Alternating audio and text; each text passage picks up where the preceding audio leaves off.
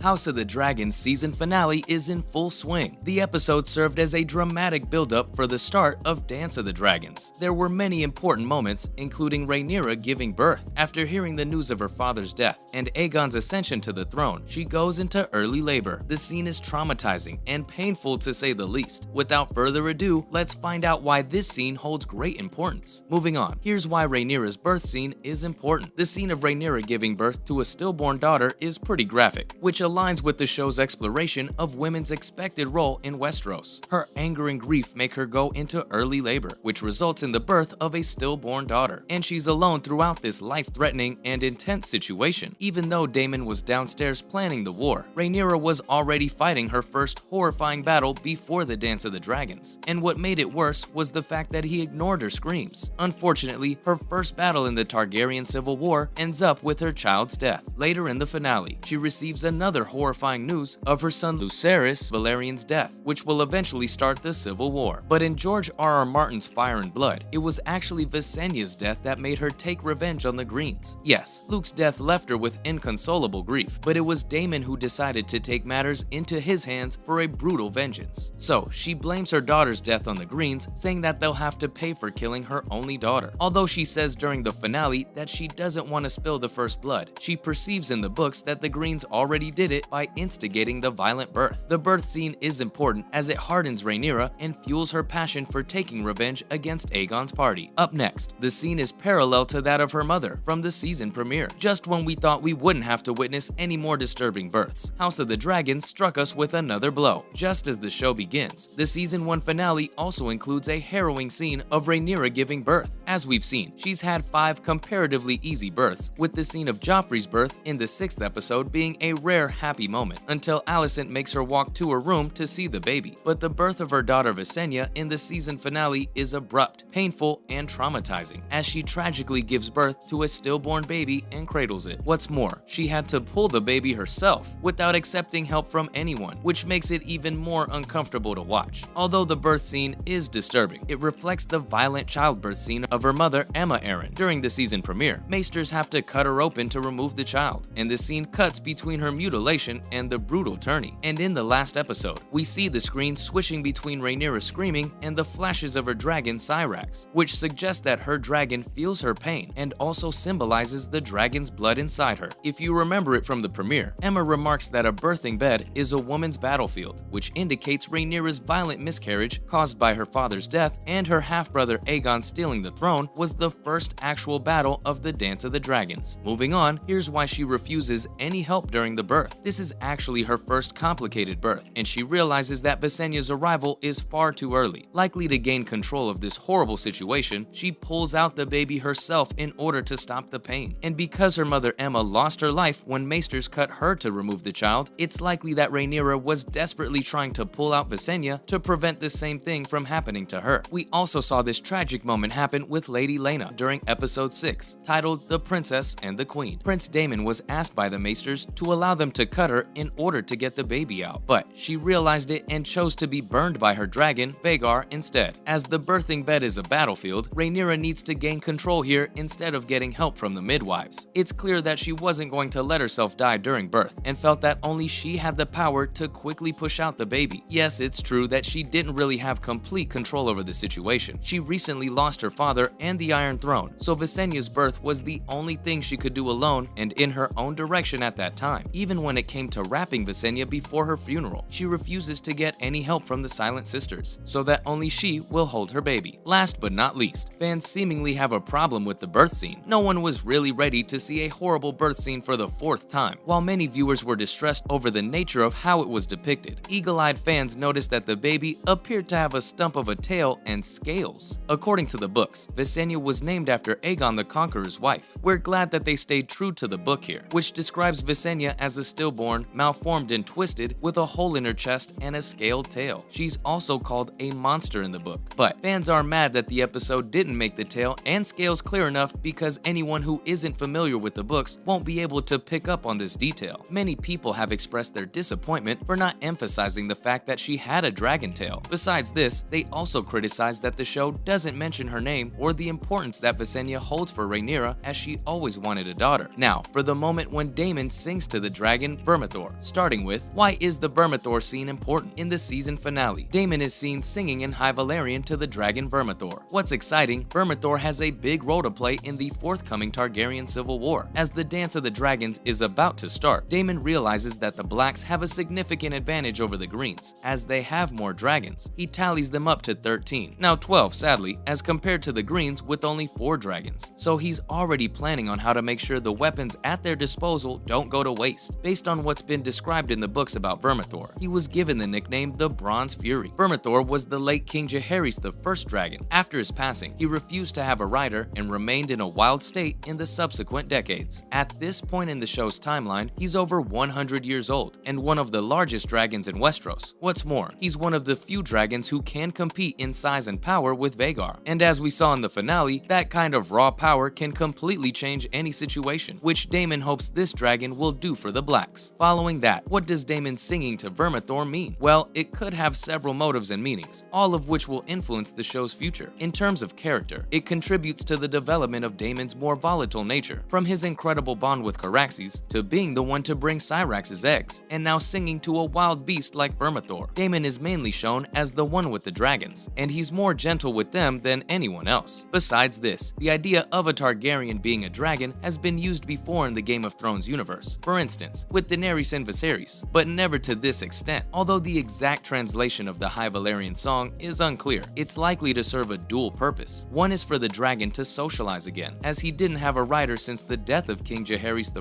Targaryen, around 30 years before the current events. Similarly, Daemon is probably ensuring that he'll soon get a new rider. Last but not least, who's Vermithor's rider in the Dance of the Dragons? He'll be ridden by a blacksmith's bastard named Hugh, who will later be called Hugh Hammer, for wielding a warhammer. Currently, the Blacks have many dragons, but they don't have dragon riders for some of them. Later during the dance, Jaehaerys will issue a call for dragon seeds. The people having traces of Targaryen blood, Hugh is among those people as he successfully bonds with Vermithor and becomes his second ever rider. Vermithor and Hugh had a huge role to play during the biggest battles of the Dance of the Dragons. They'll fight in and help in winning the Battle of the Gullet, a fiery sea battle during which the Blacks defeat the Triarchy, who had allied with the Greens. But during the first Battle of Tumbleton, he'll switch sides with the Greens, along with another man named Ulf, who rides Silverwing. That's a wrap for this video. Do you think the birth scene did justice to the books? Let us know in the comments below. Make sure to give this video a thumbs up and subscribe to the channel for more amazing and exciting videos like these. Thanks for watching, and we'll see you in the next one.